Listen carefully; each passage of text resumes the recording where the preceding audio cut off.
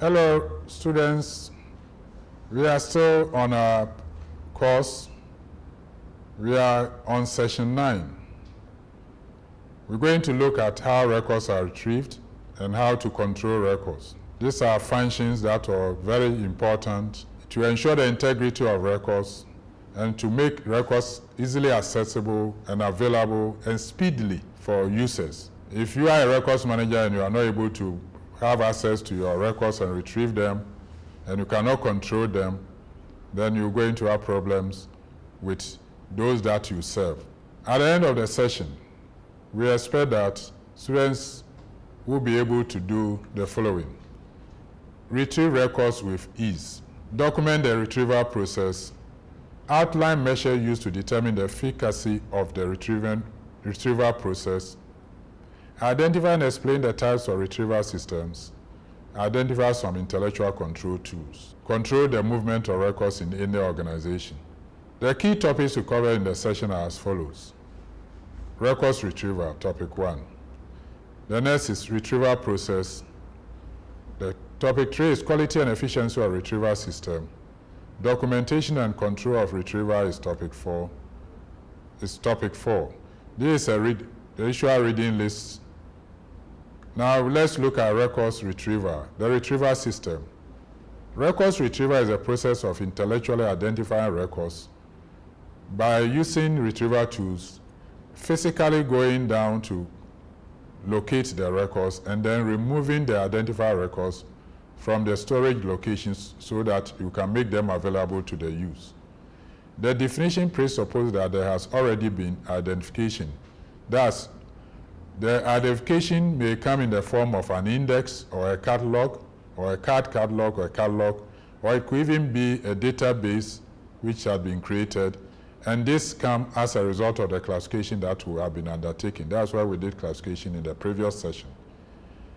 Then there has been storage, so it means that you have filed what you have classified, arranged, sorted, listed, classified.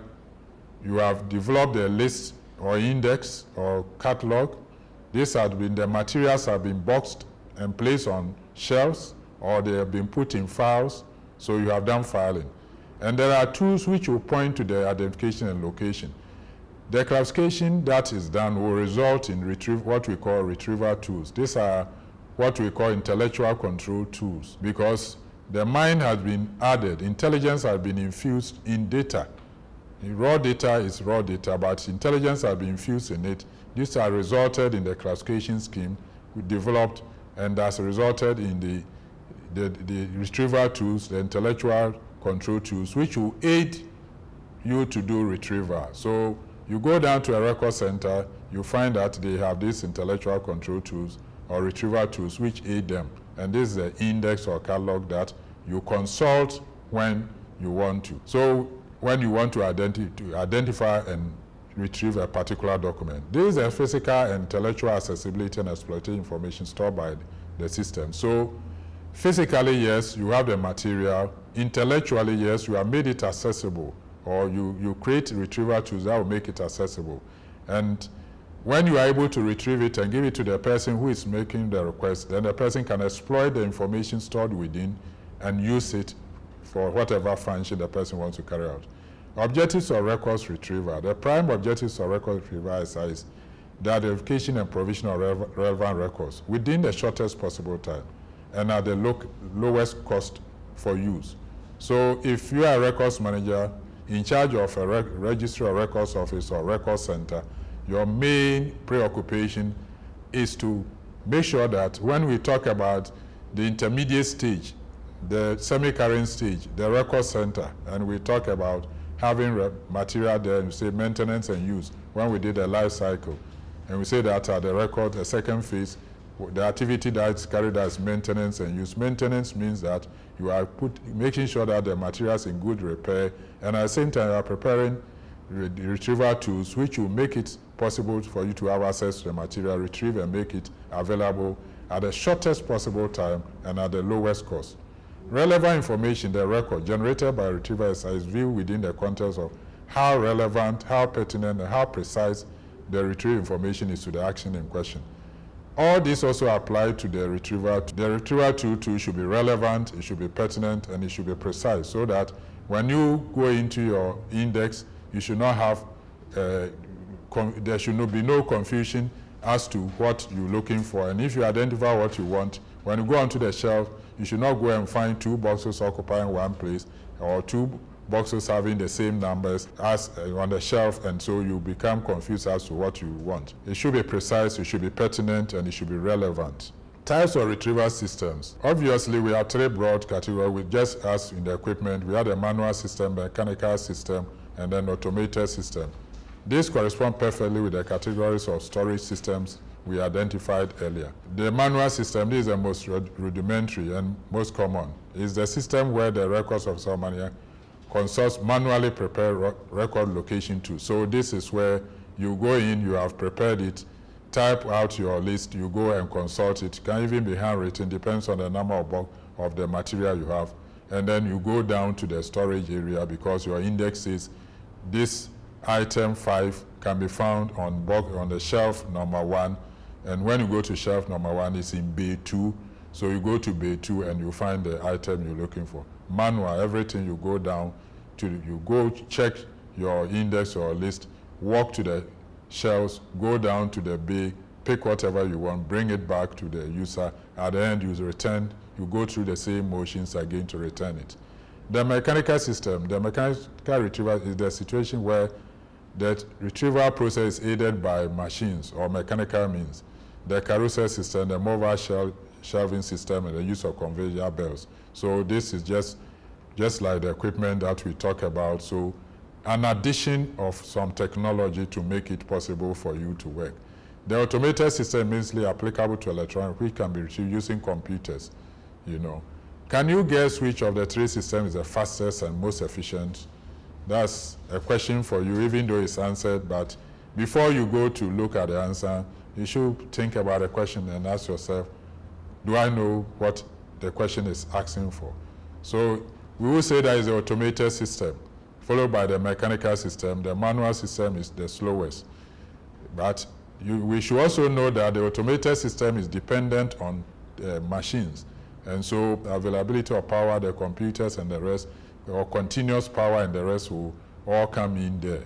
And so if you're using the automated system, it may be advisable to have the manual system or the mechanical system all combined around, so that, especially the manual system, especially so that when there's no power where you operate in this era of doomsaw, then you know that you will not be limited, so that the work can continue, because work will not stop, and you have to do retrievals or retrieve materials for the use of your staff, your fellow staff. Now let's look at the retrieval process. Every retrieval exercise begins with an inquiry input. The inquiry is subjected to the following processes. Identify the relevant record that you are looking for. Identify where it is located. On the shelf, is it even in the file, on the shelf, in the box first.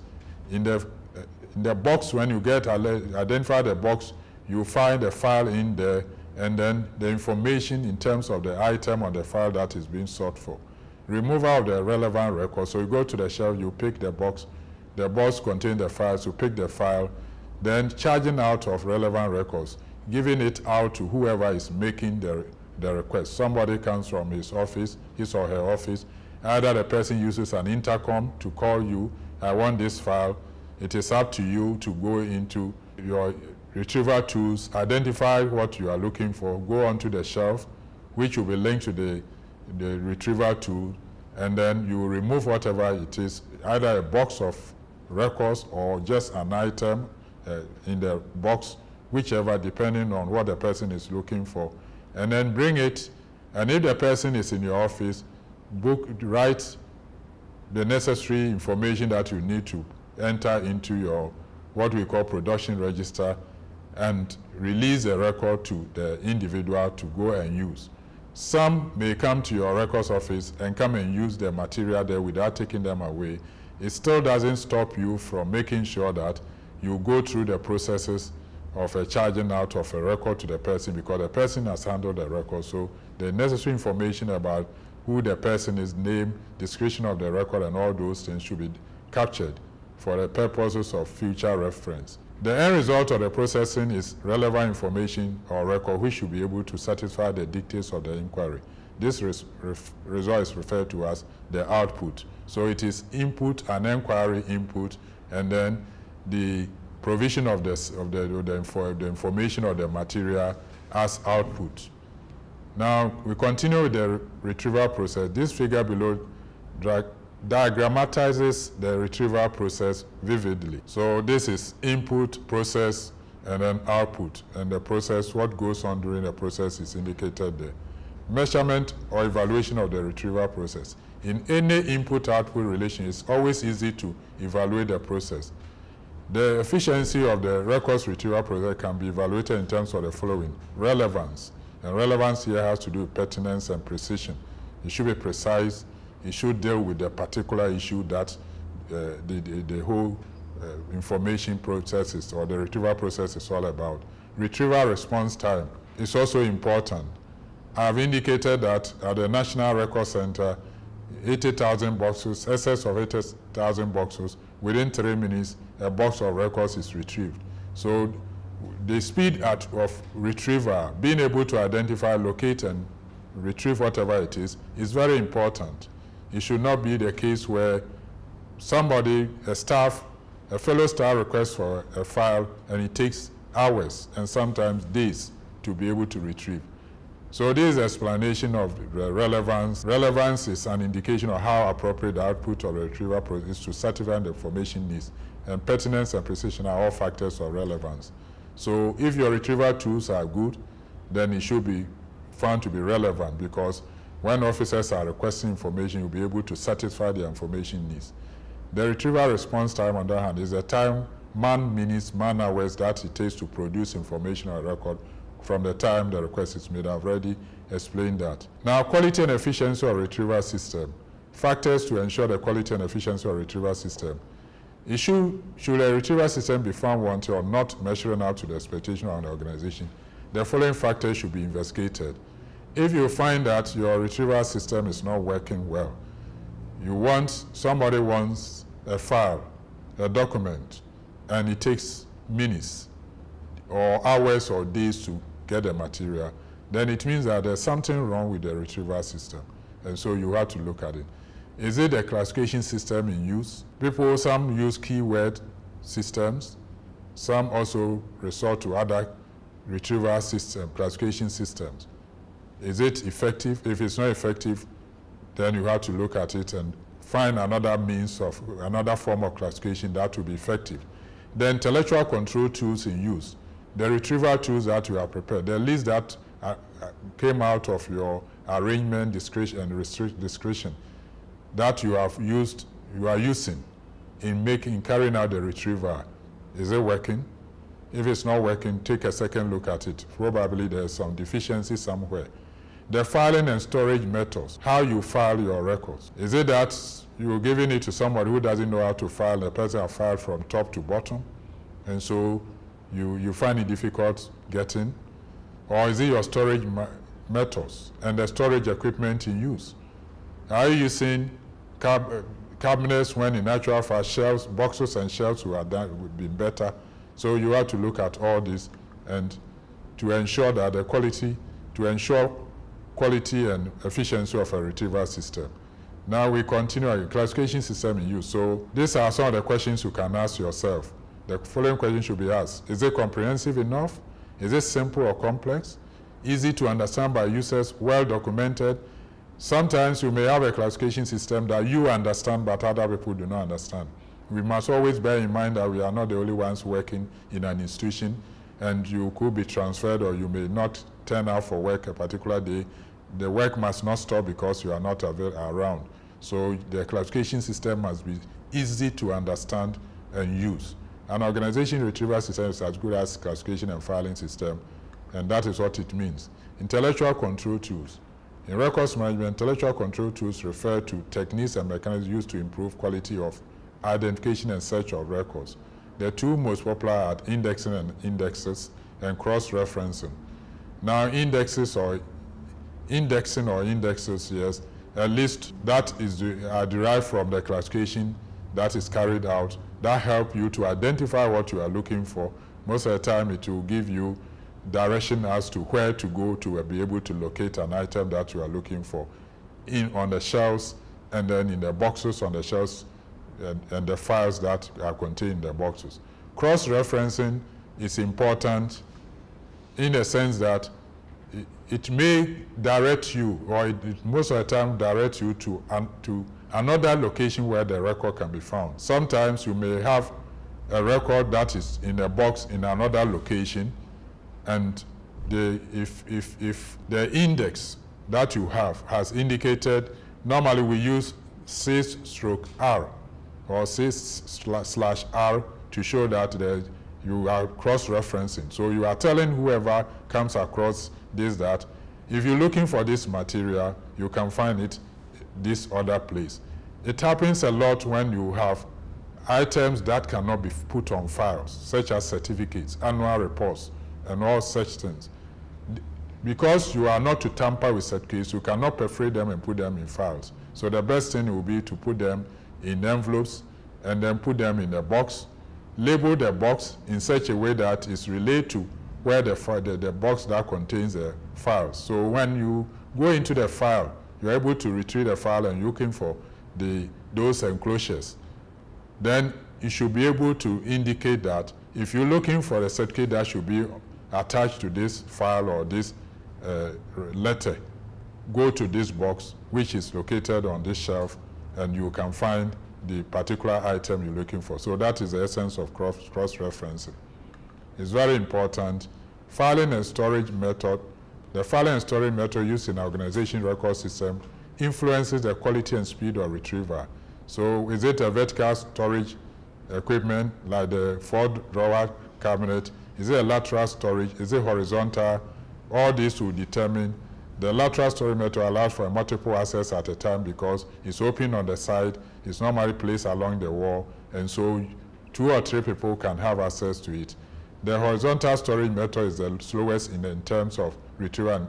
At first, it's only a singular accessor because the 4-drawer, you stand in front of it, pull the drawer, and you can only access it. Only one person can access it at any particular time. It's therefore crucial for organizations to evaluate their storage methods in relation with their retrieval systems. We still continue storage equipment. So depending on different record storage equipment allow for varying degrees of access for purpose of retrieval. So that is what I have explained. Documentation and control of records. The documentation of retrieval procedures embraces the following among others: requisition of records, charging out requested records, records movement monitoring. Requisition. The mode of records requisition is determined by organizational policy and the type of registry system. So how people request for records is determined normally by policy.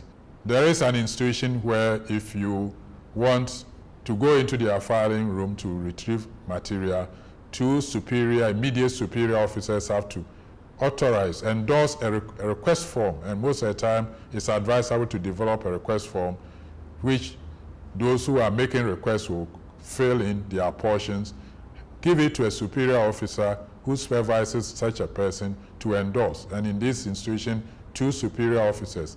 This is to make sure that those who request for material and are given are really people who need to use the material, and by virtue of their schedules or functions are authorized to use those materials. So it's a security check system.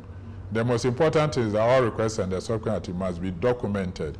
And so if you have a requisition form, a request form which is completed and endorsed, then that should be filed. Anytime a request form is brought to the records office, it must be filed. It becomes this in a controlled documentation that can lead to finding out those who have requested and used. So where there's a misplacement or misfiling, that can be used. Special records retrieval request forms or slip could be printed for this purpose. And this is a requisition form, that is sample records requisition form, title of the record, reference number of record, officer requesting record, signature officer requesting, date of request. The documentation helps in the compilation of management status in the following areas: number of requests in a year.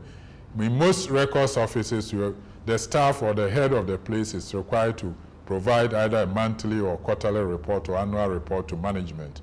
And this consulting such forms and such request forms can help in the coming out of the report. Indicate the number of the statistics on requisition will prove to management the importance of the unit to the institution. So all this information is important. Charge out. This is the procedure for checking out or issuing out records for use outside the storage area.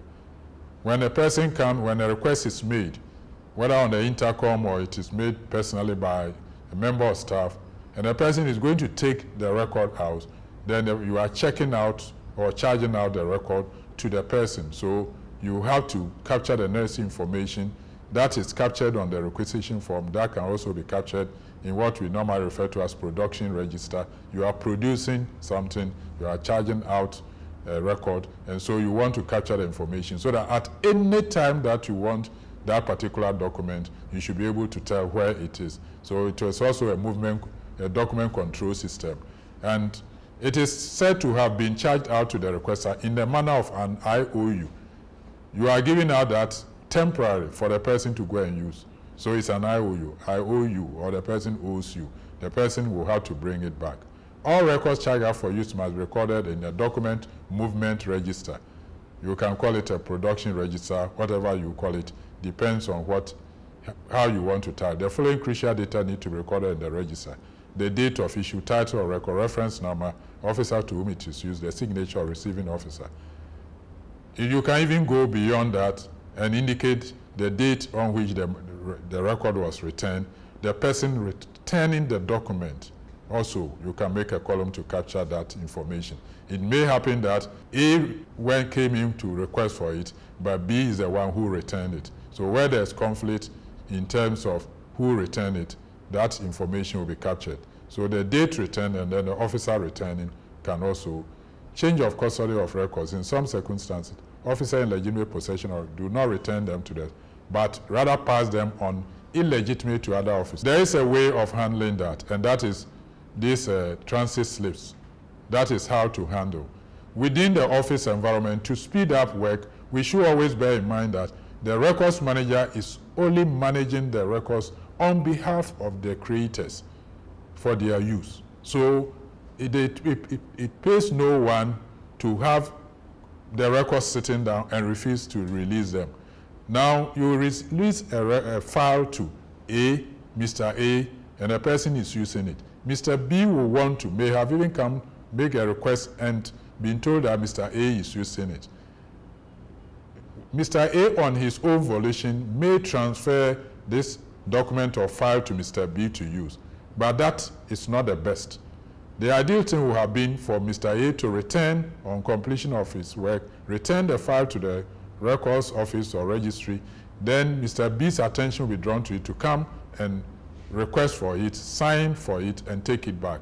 But that will also delay the business process, the business of the institution. So transit slips are used, and these are given to officers in the offices. They are parts, forms that they complete.